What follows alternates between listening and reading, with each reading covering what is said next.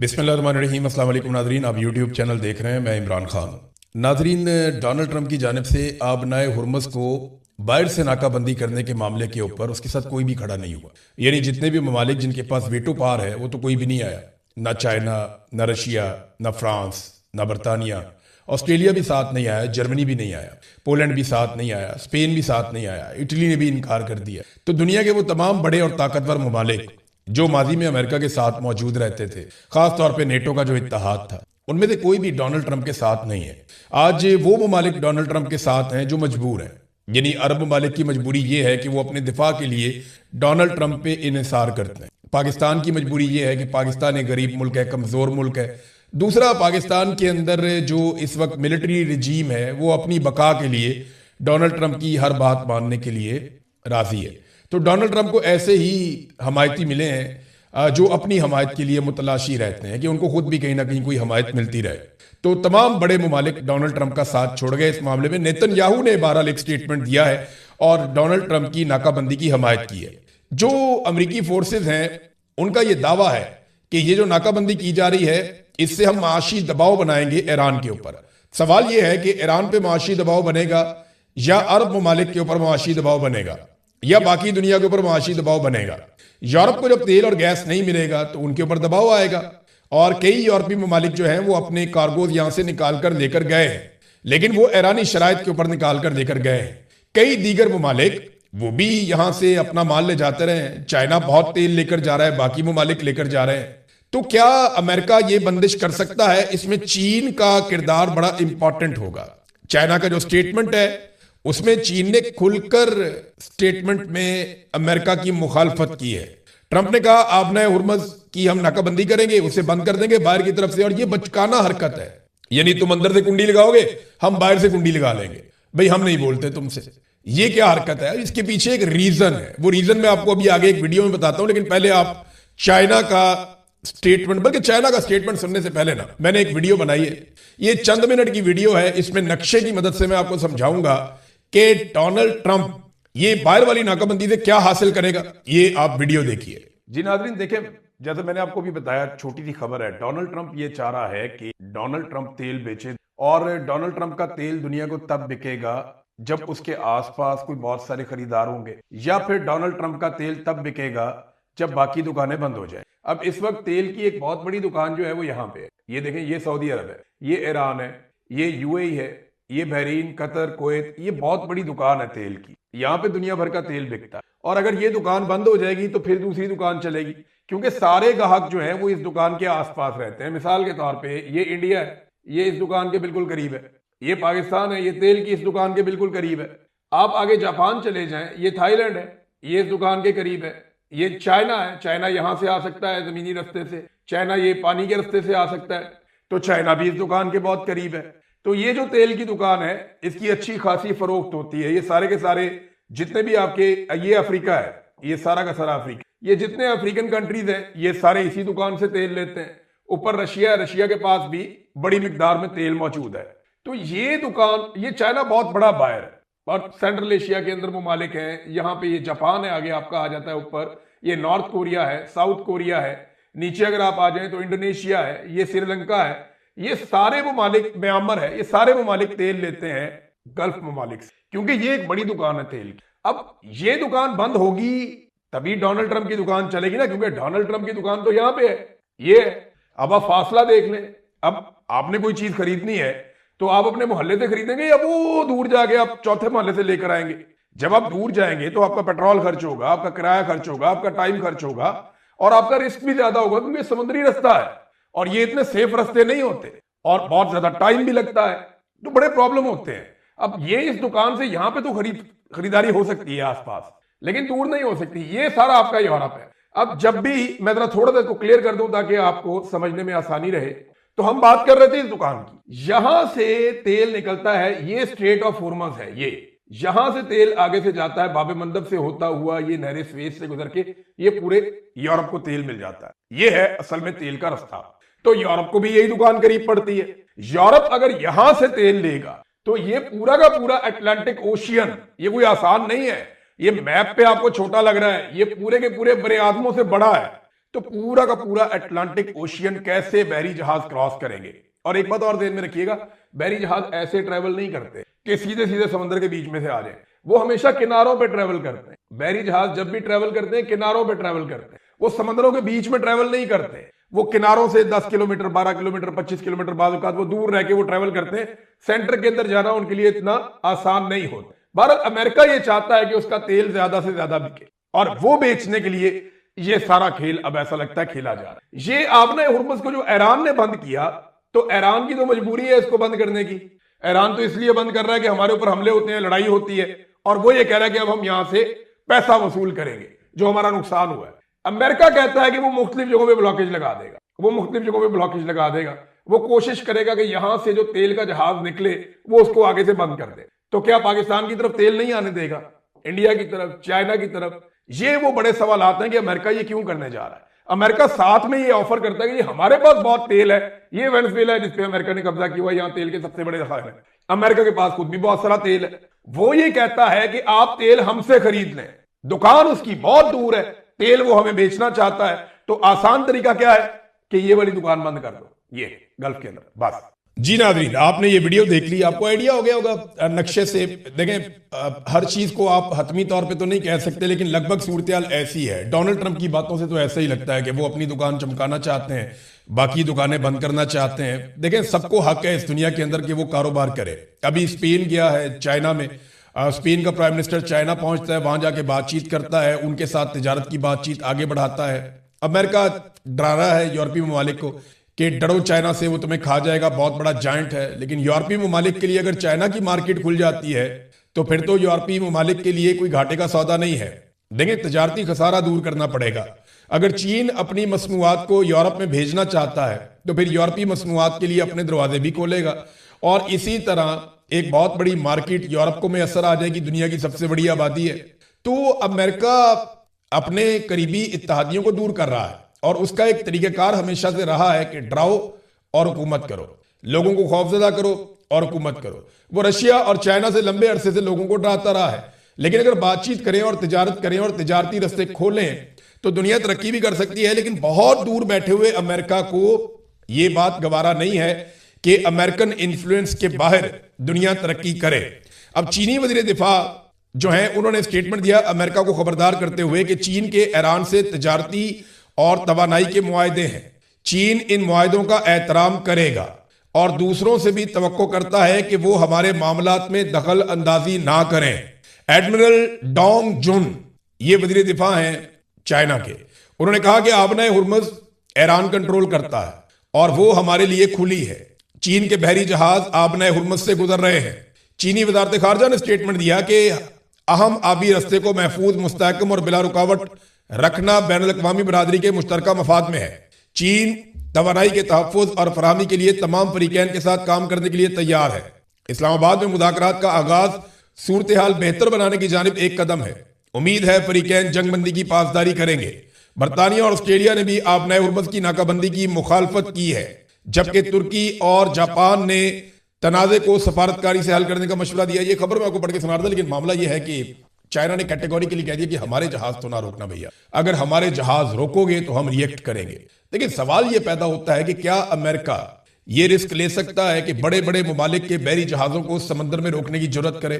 खासतौर पर अमेरिका रोक दे चीनी जहाजों को, रूस के जहाजों को, जापान के जहाजों को, कोरियन जहाजों को, और इसके अलावा भारतीय और पाकिस्तानी जहाजों को रोक दे अमेरिका, या यूरोप की तरफ जाने वाले जो बहरी जहाज हैं जिनके अंदर उनका माल जा रहा है उनको रोक दे, फ्रांस को, जर्मनी को, बाकी ममालिक को। तो ये इतना आसान नहीं है अमेरिका के लिए। लेकिन अगर अमेरिका ये रोकता है तो वो अपने मुखालिफिन की तादाद में इजाफा करेगा, इससे उसके मुखालिफिन कम नहीं होंगे। ट्रंप बार बार कह रहा है, बल्कि चाइना को ट्रंप ने कहा कि अगर चाइना को कोई प्रॉब्लम है तो अपने खाली जहाज ले आए और आकर हमसे भर के तेल ले जाए। हमारे पास बड़े बड़े ज़खायर है, हमारे पास सऊदी और रूस से बड़े ज़खायर है, और वेनेजुएला का तेल भी हमारे पास है। अब आपको समझ आ रही है कि डोनाल्ड ट्रंप ने ये सारा खेल खेला कैसे। तो अरब ममालिक को क्या मिला? सबसे बड़ा सवाल ये है, अरब ममालिक का तो भट्टा ही बैठ गया ना। फिर भाई तेल बिकेगा अमेरिका का, अरब ममालिक ने पैसा दिया अपनी हिफाजत के लिए अमेरिका को, अमेरिका ने उसी पैसे को इस्तेमाल करते हुए इसराइल की हिफाजत की और अरबों की हिफाजत का वक्त आया तो अरबों के गिले शिकवे बीच में रह गए। आज अरबों का तेल बंद है और अमेरिका कहता है आओ हमारा तेल खरीद लो। यहां से भी पैसा ले लिया, वहां से भी पैसा ले लिया, इसराइल को भी राजी कर दिया, अपना तेल बेचने के लिए मार्केट भी कर लिया कि हमारा तेल अब आप खरीद लीजिए। तो ईरान ने ऐसे में एक इंपॉर्टेंट स्टेटमेंट दिया है और ईरान ने यह कहा कि ईरानी बंदरगाहों को अगर खतरा हुआ या अगर ईरानी बंदरगाहों के ऊपर हमला किया गया तो इसके बदले में खित्ते में किसी की भी बंदरगाहें महफूज नहीं रहेंगी। अब ये ईरान ने अगर कहा है तो उसने माजी में करके दिखाया। ये ऐसा हमने बार बार होता हुआ देखा कि जब जब ईरान ने कहा कि अगर हमारे फलां चीज के ऊपर अटैक किया तो उसके जवाब में हम ये करेंगे, तो ईरान ने वो करके दिखाया। ईरान के जो वजीर खारजा अब्बास अराक्ची उन्होंने कहा इसराइली रियासत को उनके शैतानी इकदाम के नतीजे में तीसरी आलमी जंग शुरू होने से पहले ही खत्म कर देना चाहिए। ये उनका स्टेटमेंट है और ऐसा ही स्टेटमेंट तुर्की ने भी दिया। कई यूरोपीय ममालिक ये कहना शुरू हो गए हैं कि जनाब हमें तो बहुत सारी चीजें अलग किस्म की बताई जाती थी, लेकिन जो आज हम होता हुआ देख रहे हैं गाजा में, लबनान में, ईरान में, और जिस तरह आबना हुर्मुज को बंद कर दिया गया है और जिस तरीके से पूरे खित्ते को आग में झोंक दिया गया है, अब जैसे डोनाल्ड ट्रंप कह रहा है कि वो बाहर से बंद कर देगा कि तुम अंदर से कुंडी लगाओ, हम बाहर से कुंडी लगा लेंगे। तो ये जो डोनाल्ड ट्रंप की पॉलिसी है इससे डोनाल्ड ट्रंप के मुखालिफिन में इजाफा हो जाएगा। ईरान ने एक वीडियो भी जारी की है और ये पासदराने इनकलाब ने अमेरिकी जो बहरी जहाज आए थे, जो फाइटर बहरी जहाज थे अमेरिका के, जब वो आबना हुर्मुज के करीब आए तो पासदराने इनकलाब ने बाकायदा एक वार्निंग भेजने की वीडियो जारी की और उसमें दिखाया कि किस तरीके से डोनाल्ड ट्रंप का दावा गलत था। जब अमेरिकी जहाज ईरान के बिल्कुल करीब पहुंचे, आबना हुर्मुज के करीब आए, तो ईरान ने उन्हें वार्निंग दी और वार्निंग देने के बाद उन्हें वापस जाने पर मजबूर कर दिया।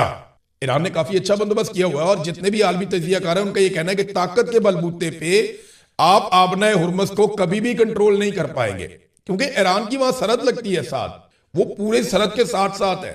या तो आप वहां पे कब्जा करके एक नया मुल्क बना लें, ये आप कर नहीं सकते। जमीन पे आपने अभी तक फौजी उतारे नहीं, आप उतारेंगे तो वहां पे लड़ाई हो जाएगी।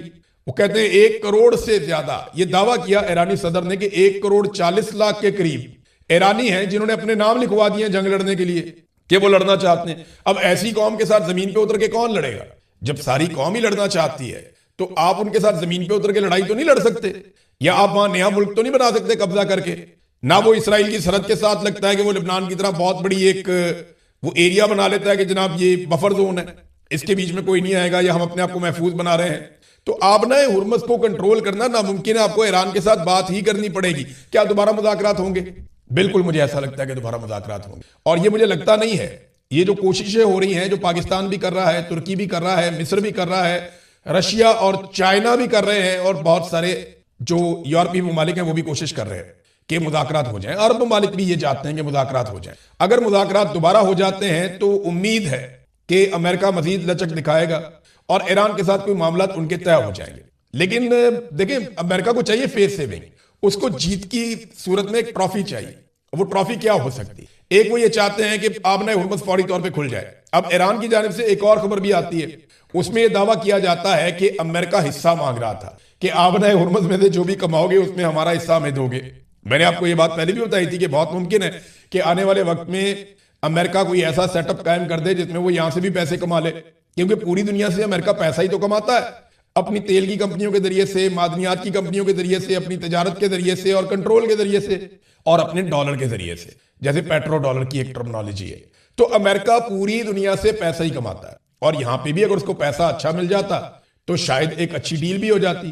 तो उसको वॉर ट्रॉफी चाहिए कि हम जीते हैं। वॉर ट्रॉफी क्या हो सकती है? वो यूरेनियम जो ईरान ने अफसूदा की है, 60% अफसूदा यूरेनियम, वो अमेरिका को चाहिए कि वो रख के दिखा दे किसी एक जगह के ऊपर कि ये यूरेनियम, डोनाल्ड ट्रंप जाए, जाके विजिट करे और शाबाश दे अपने लोगों को और कहे जनाब इसके लिए हमने जंग लड़ी थी, हमारा मकसद पूरा हो गया। तो एंडिंग अच्छी नहीं हो रही, तो अब डोनाल्ड ट्रंप इस जंग को लंबा कर सकता है। वॉल स्ट्रीट जर्नल ने यह दावा किया, तो इकोनॉमिस्ट कह रहा है कि Donald Trump full fledge war के अंदर नहीं जाएगा, वो पछता रहा है पहले।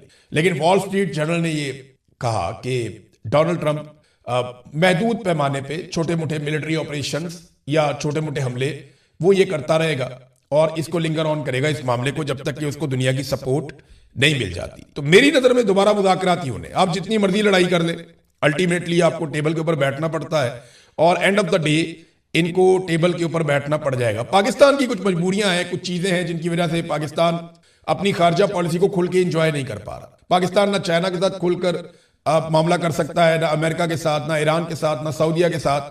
हाँ, एक मजबूरी है कि अभी यूएई का पैसा पाकिस्तान ने वापस करना है, और उसके लिए ब्लूमबर्ग की रिपोर्ट के मुताबिक पाकिस्तान चीन और सऊदी अरब से कह रहा है कि हमारे कौमी खजाने में रखने के लिए कुछ पैसा आप दे दें अमानतन, और वो पैसा उधार होगा, हमारे पास पड़ा रहेगा, उसके ऊपर ये सूद भी अदा कर सकते हैं, तो हम यूएई का पैसा वापस कर दें। अब यूएई को इस महीने पैसे वापस करने पड़ेंगे। उन्होंने कई दहाइयों तक पैसा अपना पाकिस्तान के पास रखा है, उसके ऊपर वो सूद लेते रहे हैं, लेकिन वो पैसा हमें वापस करना पड़ेगा। अब सऊदी अरब और कतर वाला मामला भी आपके सामने है। ये खबर आ चुकी है कि वो हो सकता है कि पाकिस्तान को $5 अरब या इसके आसपास की कोई रकम मदद के तौर पे दे दें, जो पाकिस्तान अपने कौमी खजाने में अमानतन रख ले। इसके लिए शहबाज शरीफ अभी मुस्तकबिल करीब में सऊदी अरब का एक विजिट भी करने वाले हैं, और इसी हवाले से गुडविल जेस्टर के तौर पे पाकिस्तान ने सऊदी अरब के अंदर जो है वो अपने एयरफोर्स की तादाद को बढ़ाया, अपने जंगी जहाज भेजे, अपनी फौजियों की जो प्रेजेंस है उसको पाकिस्तान ने वहां पे बढ़ाया। तो वो सऊदी अरब को यकीन दिला रहे कि हम तो आपके साथ हैं, आपको जो मारेगा हम उसको मारेंगे। और जो बहुत सारे टाउट सहाफी हैं वो लगातार ये स्टेटमेंट दे रहे हैं कि ईरान खैर मना ले, ईरान को पता चल जाए, वो इस किस्म की बातें कर रहे हैं। ईरान का बादुकात नाम लेकर, बादुकात नाम लिए बगैर वो ईरान के ऊपर तनकीद कर रहे हैं, और इन्होंने पूरी कोशिश की है कि किसी तरह पाकिस्तान तहरीक इंसाफ को उकसाया जाए। यानी पाकिस्तान तहरीक इंसाफ पहले दिन से ये इमरान खान का मौकिफ था। सबसे पहले इमरान खान ने यह सुलह करवाई थी। ये इमरान खान का मौकिफ था कि हर हाल में आप जंग से बचें, बैठ के बातचीत करें, रस्तों को खुला रहने दें और इत्मीनान के साथ, अमन के साथ रहें। यही सारे मुस्लिम ममालिक के मफाद में है।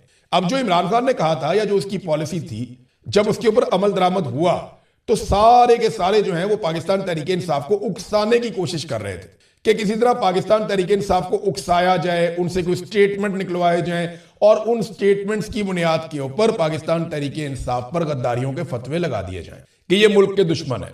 अंसार अब्बासी साहब जैसे लोगों ने इस पर बड़ी जल्दी पे तेल का काम किया।